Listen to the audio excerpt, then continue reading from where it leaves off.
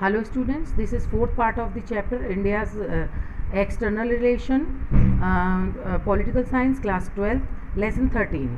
So previous chapter में हमने पढ़ा था कि किस तरह इंडिया ने ग्रोथ अपनी डेवलपमेंट के साथ साथ अपने आप को नॉन अलाइन रखा, किसी भी अपने ग्रुप के साथ अपने आप को जोड़ा नहीं।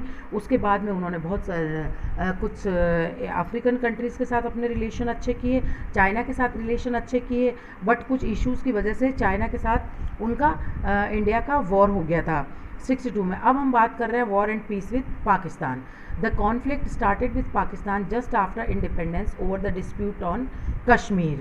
The India-Pakistan Indus Water Treaty was signed by Nehru and General Ayub Khan in 1960, which has worked well despite all ups and downs in the Indo-Pakistan relation.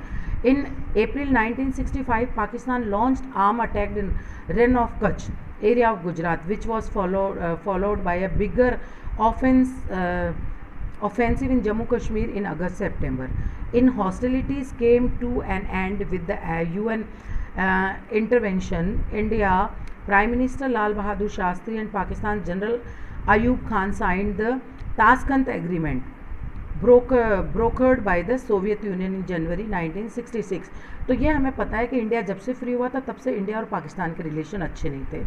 तो वहाँ शुरू में जो जम्मू कश्मीर को लेकर रिलेशन जो ख़राब थे, उसके बाद में इंडिया की और पाकिस्तान की एक वाटर ट्रीटी साइन हुई थी इंदस, जिसको हम इंदस पाकिस्तान वाटर ट्रीटी के नाम से जानते हैं। उसके बाद में आर्म्ड अटैक किया पाकिस्तान ने कच्छ पे, रन ऑफ कच्छ पे, और उसकी वजह से जम्मू कश्मीर में भी बहुत ज़्यादा तनाव बढ़ गया था।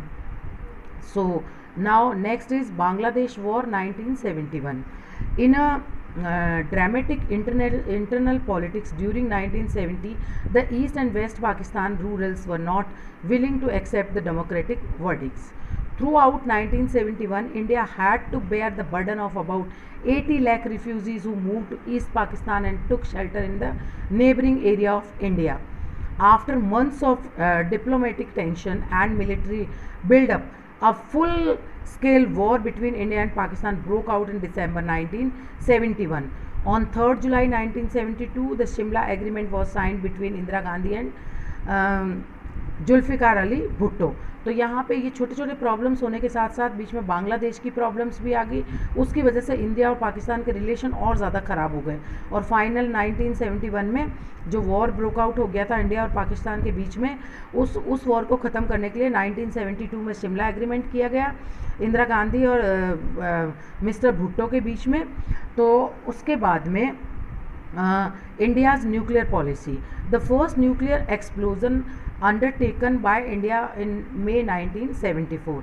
सबसे पहले जो न्यूक्लियर एक्सप्लोजन इंडिया में हुआ था वो 1974 में हुआ था।